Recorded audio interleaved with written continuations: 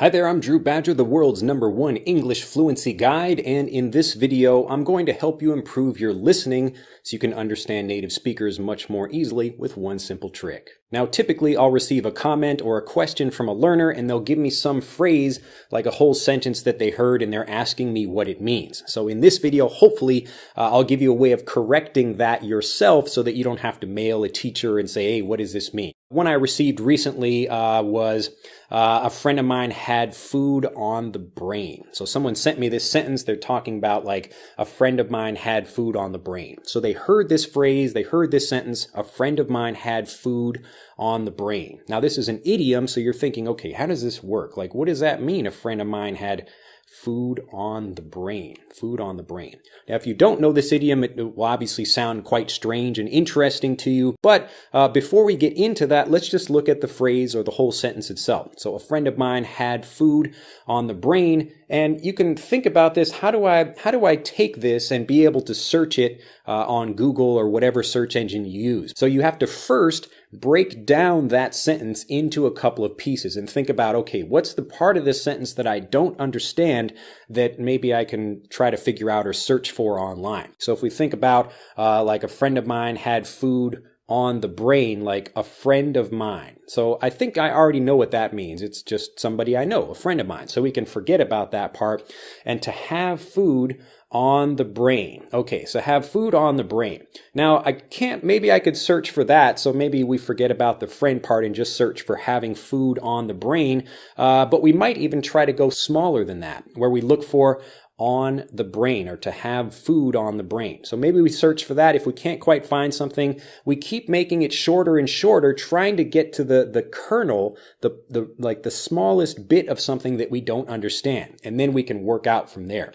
So if I look for on the brain, what I find is that it's actually an idiom for something that I'm thinking about a lot. So when you have something on the brain, it just means, okay, like something is on my mind. It's really the same thing, but people will use, I have something on my mind, or I have something on my brain. So even though mind would actually be a better idea or a better way to express it, native speakers will use both. So if there's a girl I've been thinking about for a long time, I've got this girl on my brain, or I've got this girl on my mind.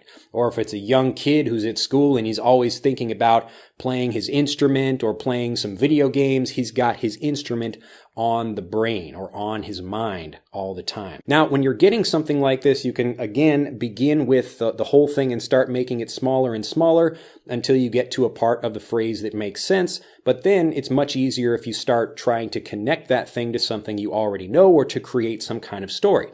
So if you think about maybe even your physical head, once you understand what on the brain means, then try to create that story. So either the origin story that you know because you researched that, or because you just created that origin story in your own mind. And again, the story is something that you should be connecting in English, either a visual thing, I've got water on the brain. So literally it's like on my brain. As an example, maybe I'm talking with you and I say, yeah, I was like with this girl and, we were talking and like I really like her, but maybe she's not really interested in me so much.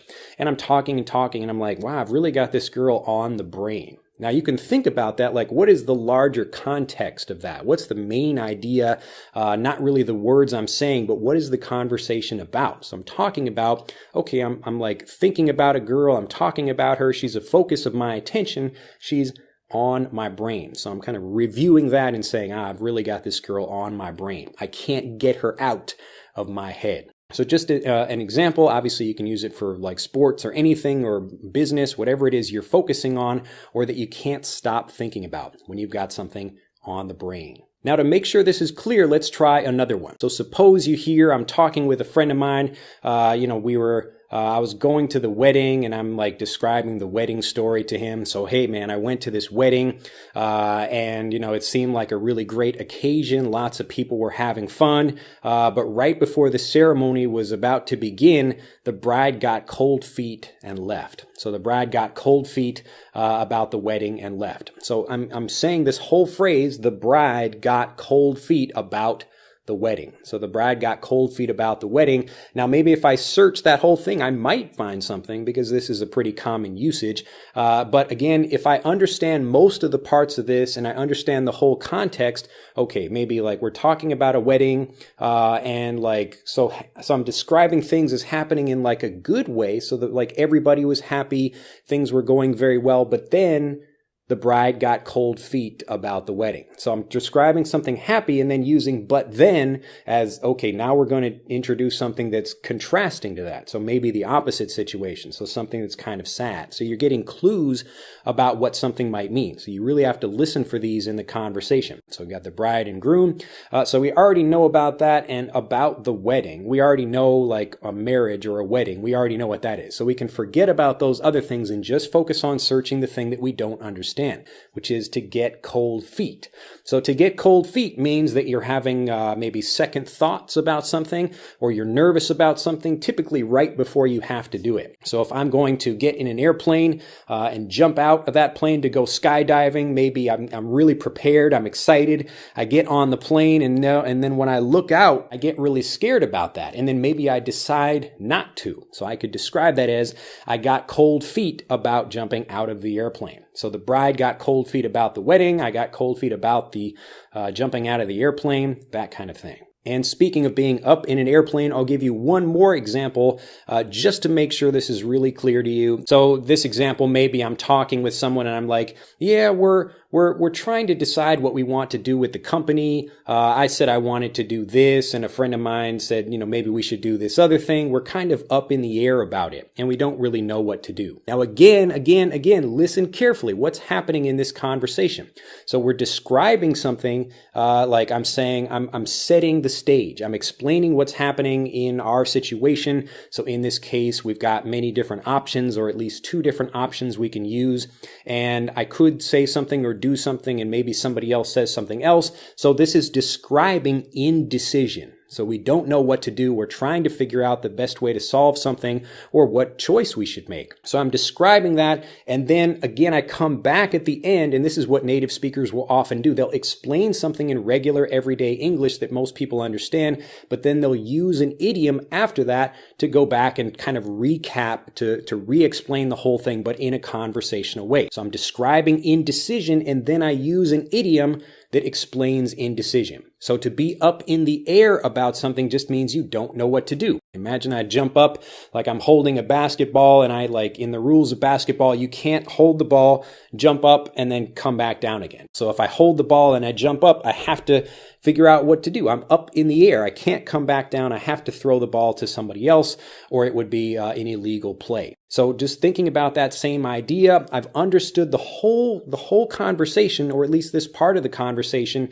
And then when we say like, we're up in the air about what to do. So like what to do, okay, that makes sense. So we know that, like about what to do. Yeah, we're focusing on that. But the part I don't understand is up in the air. But if I still don't understand what that is, I've removed the things from that sentence that I don't quite understand, and then I can use that to search for specifically. So I go to Google and type up in the air, and then typically when you're searching for something like this, add the word idiom as well. So if you're searching for it, or English phrase, it's much faster. That's a quick tip for you to be able to find things much more easily. Typically, when you're speaking with natives or you're just listening with them, you can understand a lot more than you think you can if you're just a bit more strategic about how you think. So you have to not pay attention to like the individual words, but first try to understand what's really happening in the situation. Is somebody sad? Is somebody happy? Are they describing an adventurous situation or something else? And then from that, are they explaining something or using simple things like and, so, or but, that is going to indicate a change in that or a continuation of whatever it is they're talking about. And then when you get to the part that you don't understand, eliminate the pieces of that sentence that you do understand, and then you're left with just that one thing that you can search, and remember to put idiom next to that. Now, even if it's not an idiom, it doesn't matter, but typically the word idiom also helps you find things much more clearly or much more quickly and easily when you're using a search engine for them. Well, that's it for this video. If you have enjoyed enjoyed it, do click that like button, become a subscriber to the YouTube channel. Finally, and most importantly, if you have trouble understanding native speakers, or if you have trouble expressing yourself fluently and confidently, take our free fluency quiz. It will tell you exactly what you need to do for your specific situation. The biggest problem that you have with your fluency, whatever that may be, it could be that you have trouble understanding people, or that you can't use grammar automatically without thinking, or maybe you have trouble with your pronunciation. All of these things we can help you solve absolutely free, and we'll give you specific advice for those by taking this free quick fluency quiz. Have a fantastic day, and I'll see you in the next video. Bye-bye.